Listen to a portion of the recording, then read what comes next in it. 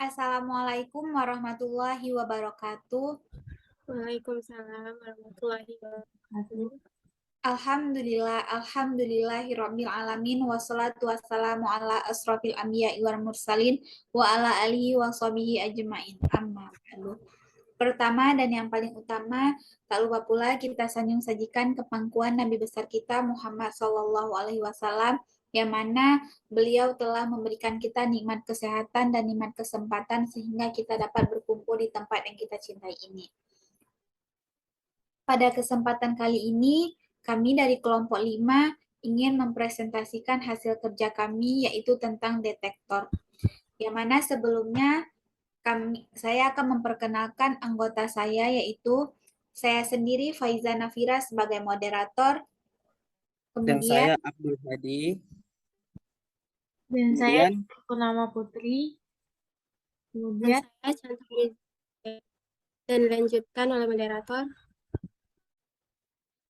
dan selanjutnya kami akan menjelaskan tentang materi detektor yang akan dijelaskan oleh teman saya kepada Abdul Hadi. Saya persilakan. detektor adalah alat yang bekerja dengan getaran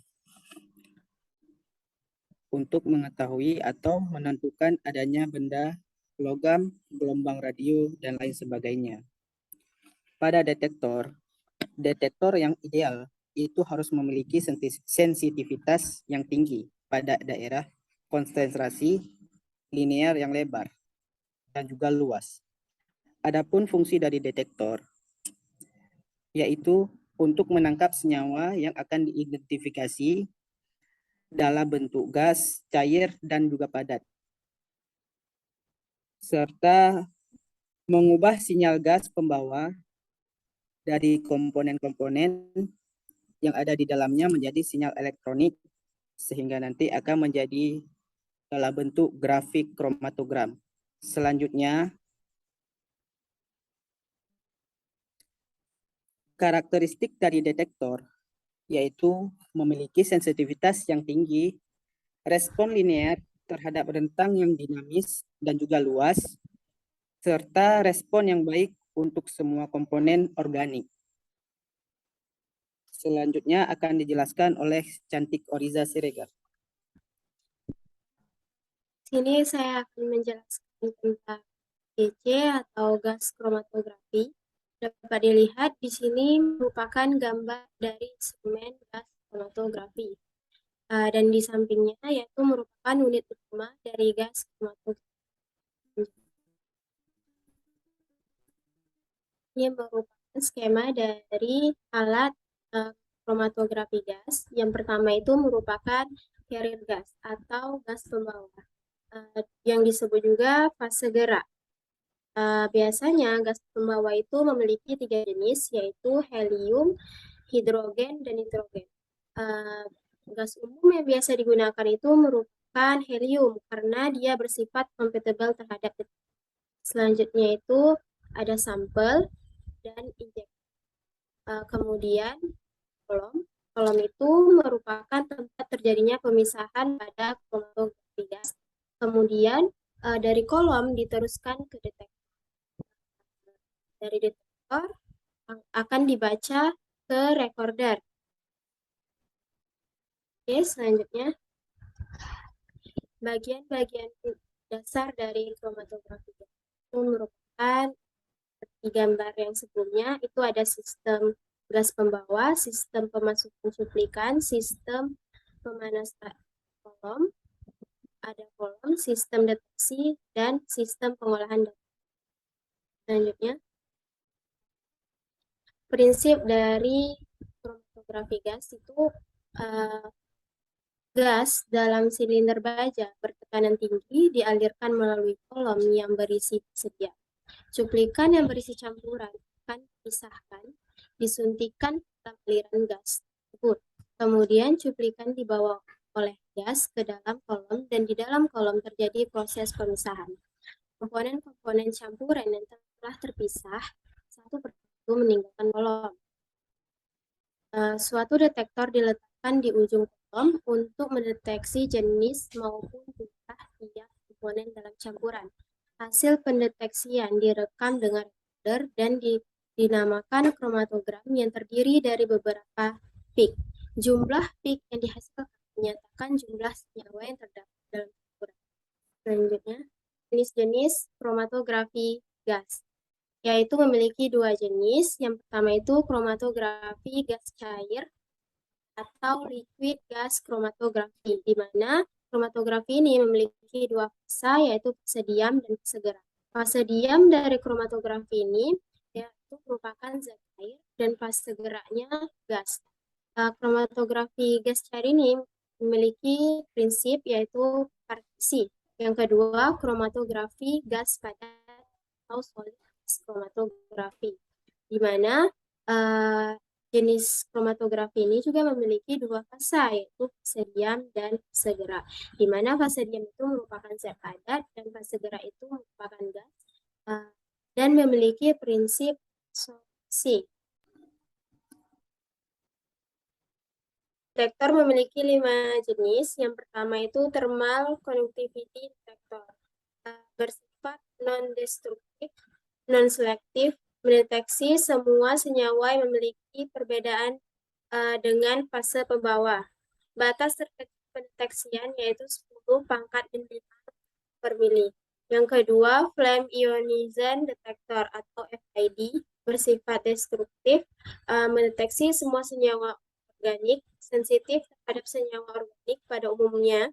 Batas terkecil pendeteksi yaitu 2 kali 10 pangkat min 11 gram per mili.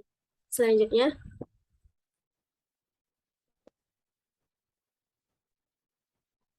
yang ketiga yaitu flame photomic detector atau FPD, bersifat destruktif, sensitif terhadap senyawa sulfur dan fosfor organik, biasanya untuk analisis pestisida.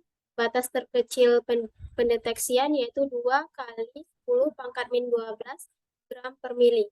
Yang keempat, flame thermionic detector atau FTD, bersifat destruktif, sensitif terhadap senyawa nitrogen, fosfor organik, biasanya untuk analisis pestisida dan produk medikal. Batas terkecil pendeteksian yaitu 2 kali 10 pangkat 10 gram per mili. Selanjutnya, yang terakhir yaitu electron capture detector atau ECD, yaitu bersifat destruktif, selektif terhadap senyawa dengan sifat elektronegatif, misalnya halogen organik. Batas terkecil pendeteksian yaitu 10 pangkat min 13 gram per mili. Karakteristik detektor. Pada kromatografi gas itu memiliki beberapa karakteristik detektor. Yang pertama itu detektor, yaitu memberikan suatu ukuran setiap saat dari jumlah total bahan yang dielusi yang telah melewati sampai waktu itu. Yang kedua, detektor inisial, yaitu menghasilkan kromatogram familiar yang terdiri dari puncak dan bukan langkah. Detektor ini memiliki dua kelas besar, yaitu detektor mengukur konsentrasi zat larut dengan memakai beberapa sifat fisika dan aliran gas buangan. Yang kedua, detektor yang memproses secara langsung zat larut, dengan demikian berarti mengukur laju alirannya. Lanjut. Karakteristik detektor. Karakteristik detektor ini kan tadi ada dua, ada integral dan diferensial, yaitu hasilnya sama-sama kromatograf. Gunaan waktu respon. Waktu respon ini merupakan keseluruhan untuk suatu kromatograf, yaitu fungsi bukan hanya dari detektor itu sendiri, tetapi juga kelengkapan komponen lain, misalnya perekam. Dan yang terakhir, kelinearan. Selanjutnya yaitu hasil detektor. Hasil akan direkam sebagai urutan puncak-puncak. Setiap puncak mewakili satu senyawa dalam campuran yang melalui detektor. Area di bawah puncak sebanding dengan jumlah setiap senyawa yang telah melewati detektor. Dan area ini dapat dihitung secara otomatis melalui komputer yang dihubungkan dengan monitor. Selanjutnya saya serahkan ke moderator. Terima kasih kepada Cantik Oriza Siregar dan selanjutnya akan dijelaskan oleh Dian Purnama Putri. Kepada Dian saya persilakan. Selanjutnya ada HPLC atau High Performance Liquid Chromatography. HPLC atau High Performance Liquid Chromatograph atau biasa juga disebut dengan kromatografi cair kinerja tinggi dikembangkan pada akhir tahun 1960-an dan awal tahun 1970-an. Saat ini, HPLC merupakan teknik pemisahan yang diterima secara luas untuk analisis bahan obat baik dalam bulk atau dalam sediaan farmaseutik. Prinsip HPLC. Prinsip dasar dari HPLC adalah memisahkan setiap komponen dalam sampel yang untuk selanjutnya diidentifikasi secara kualitatif dan dihitung beberapa konsentrasi dari masing-masing komponen tersebut secara kuantitatif. Sebetulnya hanya ada dua hal utama yang menjadi crucial point dalam metode HPLC. Prinsip dasar HPLC sebenarnya adalah dinamika dan migrasi dengan menggunakan dua fasa. HPLC biasanya digunakan untuk senyawa yang berberat molekul tinggi dan tidak menguap. Ada sistem peralatan HPLC di mana instrumen HPLC pada dasarnya terdiri atas wadah, fase gerak, pompa, alat untuk memasukkan sampel atau tempat injeksi, kolom, detektor, wadah penampung buangan fase gerak, dan suatu komputer atau integrator atau perekam yang biasa dikenal dengan recorder. Pada gambar di samping merupakan diagram skematik sistem kromatografi cair. Selanjutnya ada komponen utama dari HPLC. Yang pertama ada wadah fase gerak dan fase gerak. Wadah fase gerak harus bersih dan lembab atau inert. Wadah pelarut kosong ataupun labu laboratorium dapat digunakan sebagai wadah fase gerak. Fase gerak atau eluen biasanya terdiri atas campuran pelarut yang dapat bercampur yang secara keseluruhannya berperan dalam daya elusi dan resolusi. Fase gerak yang paling sering digunakan untuk pemisahan dengan fase terbalik adalah campuran larutan wafer dengan metanol atau campuran air dengan asetonitril. Fase gerak terbagi menjadi dua, ada fase normal dan fase terbalik. Fase normal adalah fase gerak yang kurang polar dibandingkan fase diam, sedangkan fase terbalik adalah fase geraknya lebih polar dibandingkan dengan fase diam. Kedua, ada pompa. Pompa terbagi menjadi dua kelompok, yaitu pompa reciprocating dan pompa seringe. Pompa reciprocating menghasilkan suatu aliran yang berdenyut teratur atau pulsating, oleh karena itu membutuhkan peredam pulsa atau peredam elektronit untuk menghasilkan garis dasar atau baseline, detektor yang stabil. Bila detektor sensitif terhadap aliran, keuntungan utamanya ialah ukuran reservoir tidak terbatas, sedangkan pada pompa seringe memberikan aliran yang tidak berdenyut, tetapi reservoirnya terbatas. Pompa yang cocok digunakan untuk alat HPLC adalah pompa yang mempunyai syarat sebagaimana syarat wadah pelarut, yakni pompa harus inert terhadap fase gerak. Bahan yang umum dipakai untuk pompa adalah gelas, baja tahan karat, teflon, dan batu nilam. Pompa yang digunakan sebaiknya mampu memberikan tekanan 500 sampai 5000 PSI dan mampu mengalirkan fase gerak dengan kecepatan alir 3 mili per menit. Tujuan penggunaan pompa atau sistem penghantaran fase gerak adalah untuk menjamin proses penghantaran fase gerak berlangsung secara tepat, reproducible, konstan, dan bebas dari gangguan. 3. Tempat penyuntikan sampel. Sampel-sampel cair dan larutan disuntikkan secara langsung ke dalam fase gerak yang mengalir di bawah tekanan menuju kolom, menggunakan alat penyuntik yang terbuat dari tembaga tahan karat dan katup teflon yang dilengkapi dengan kuluk sampel atau sampel loop internal atau eksternal. Pada gambar di bawah ini menunjukkan posisi pada saat membuat sampel dan posisi pada saat menyuntik sampel. Keempat, ada kolom dan fasa diam. Kolom adalah jantung kromatografi. Berhasil atau gagalnya suatu analisis tergantung pada pemilihan kolom dan kondisi percobaan yang sesuai. Kolom dapat dibagi menjadi dua kelompok. Ada kolom analitik dan kolom preparatif, di mana kolom analitik berdiameter dalam 2-6 mm. Panjang kolom tergantung pada jenis material pengisi kolom. Untuk kemasan pelikular, panjang yang digunakan adalah sekitar 50-100 cm. Untuk kemasan poros mikropartikulatnya sekitar 10-30 cm. Kedua, ada kolom preparatif yang umumnya memiliki diameter 6 mm atau lebih besar dan panjang kolomnya itu sekitar 25-100 cm. Kolom umumnya dibuat dari stainless steel dan biasanya dioperasikan pada temperatur kamar, tapi bisa juga digunakan temperatur lebih tinggi, terutama untuk kromatografi penukar ion dan kromatografi eksklusi. Pengepakan kolom tergantung pada model HPLC yang digunakan, liquid solid chromatography atau LSC, liquid chromatography atau LLC, ion exchange chromatography atau IEC, dan exclusion chromatography atau AC.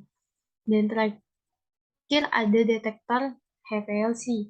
Detektor pada HPLC dikelompokkan menjadi dua golongan, di mana detektor yang paling banyak digunakan dalam HPLC ini adalah detektor UV vis, sehingga banyak metode yang dikembangkan untuk memasang atau menambahkan gugus kromofor yang akan menyerap cahaya pada panjang gelombang tertentu. Idealnya, suatu detektor harus mempunyai karakteristik sebagai berikut. Pertama, mempunyai respon terhadap solut yang cepat dan reproducible, mempunyai sensitivitas yang tinggi, yakni mampu mendeteksi solut pada kadar yang sangat kecil, stabil dalam pengoperasiannya, dan mempunyai sel volume yang kecil sehingga mampu meminimalkan pelebaran pita. Signal yang dihasilkan berbanding lurus dengan konsentrasi solut pada kisaran yang luas atau kisaran dinamis linear, dan terakhir tidak peka terhadap perubahan suhu dan kecepatan alir fase gerak. Selanjutnya, saya serahkan kembali kepada moderator. Terima kasih kepada Dian Purnama Putri. Selanjutnya yaitu detektor SFC atau supercritic fluid chromatography. SFC atau supercritic fluid chromatography, kromatografi fluida superkritis. Kromatografi adalah teknik pemisahan fisik atau suatu campuran zat-zat kimia yang berdasarkan pada perbedaan distribusi dari masing-masing komponen campuran yang terpisah pada fase diam di bawah pengaruh pergerakan fase gerak. Kromatografi fluida superkritis adalah pengembangan dari teknik kromatografi kolom, di mana dalam cara kerjanya menggunakan fase gerak fluida superkritik. Fungsi dari detektor SFC adalah untuk mendeteksi komponen-komponen yang keluar dari kolom setelah terjadi pemisahan. Adapun beberapa detektor yang digunakan pada SFC adalah yang pertama yaitu detektor UV atau detektor ultraviolet, yang kedua detektor MSD atau detektor mass selective detector, yang ketiga detektor ionisasi nyala atau detektor FID, dan yang keempat yaitu detektor nitrogen fosfor atau NPD. Selanjutnya, prinsip dasar. Prinsip dasarnya merupakan perpaduan teknik GC atau gas chromatography dan HPLC atau high performance liquid chromatography dengan mengambil berbagai kelebihan pada kedua teknik kromatografi tersebut. Prinsipnya berdasarkan pada perbedaan distribusi komponen-komponen di antara dua fasa dengan menggunakan fluida superkritis sebagai fasa gerak. Selanjutnya,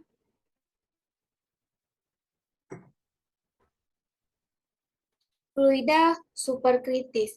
Di atas titik kritis cairan tidak dapat terbentuk dengan menambah tekanan, tetapi dengan menambah tekanan yang cukup, bahan padat bisa terbentuk. Tekanan kritis adalah tekanan uap pada titik kritis. Untuk diagram yang menunjukkan properti termodinamika sebuah bahan, di mana titik temperatur kritis dan tekanan kritis bertemu dinamai dengan titik kritis dari bahan itu. Molar kritis adalah volume dari 1 mol sebuah bahan pada suhu kritis dan tekanan kritis. Titik kritis TC dari sebuah bahan adalah sebuah titik suhu di mana fase cairan dan uap tidak bisa dibedakan. Pada saat mendekati temperatur, titik kritis properti gas dan cairan menjadi sama. Fase ini disebut dengan fluida superkritikal yang memiliki sifat pertengahan antara cair dan gas. Terjadi bila suatu zat berada di titik kritis. Selanjutnya, adapun sifat fisik dari SFC ini adalah yang pertama dia memiliki kelarutan tinggi, yang kedua difusivitas tinggi atau lebih baik dari cairan, yang ketiga yaitu viskositas rendah, yang keempat densitas tinggi, dan yang kelima yaitu tegangan permukaan rendah atau seperti gas. Yang mana sehingga transfer massa cepat dan dapat menembus pori matriks. Selanjutnya akan dilanjutkan oleh Abdul Hadi. Dapat dilihat pada gambar itu adalah instrumen dari SFC. Pada instrumen SFC ini memiliki beberapa komponen. Selanjutnya,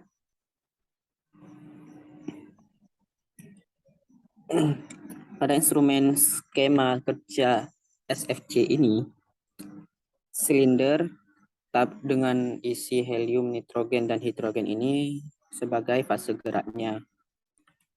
Kemudian, valve injection valve ini yaitu untuk mengatur tekanan yang diberikan dari tabung tadi, yang dipompa dari tabung gas.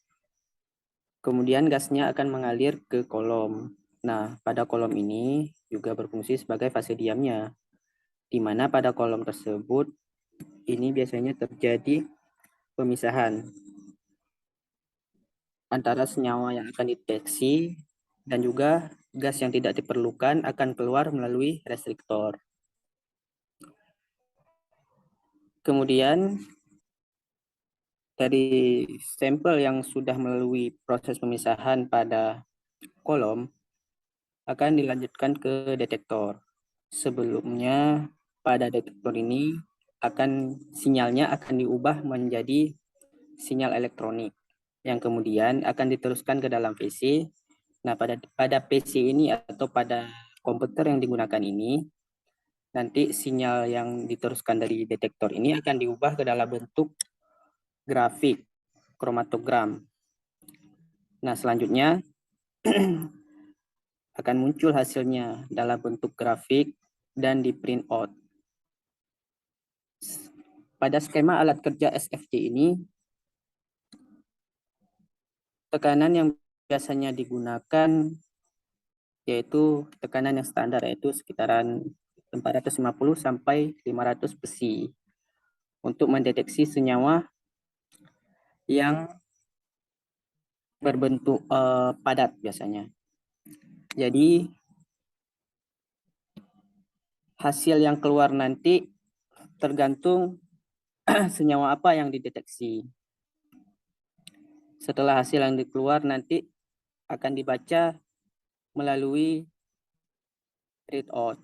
Nah, readout ini nanti yang akan keluar grafik-grafiknya. Jadi sekian dari penjelasan skema alat kerja. Selanjutnya akan saya kembalikan kepada moderator. Terima kasih kepada Abdul Hadi.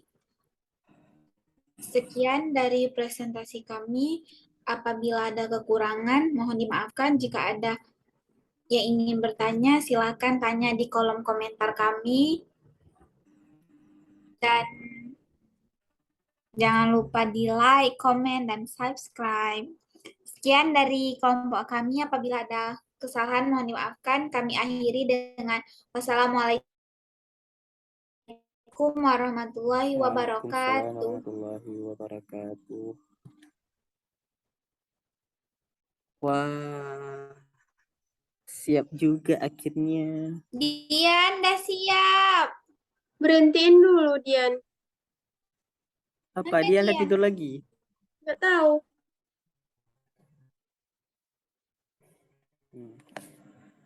Kemudian ada plotter. Plotter di sini yaitu untuk menggambarkan hasil yang didapat setelah proses pengidentifikasian senyawa yang diidentifikasi.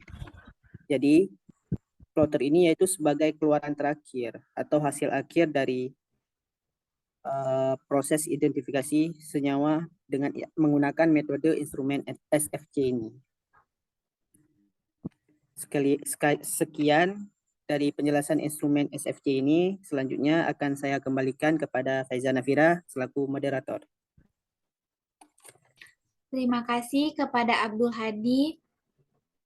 Sekian dari presentasi hasil kerja kami.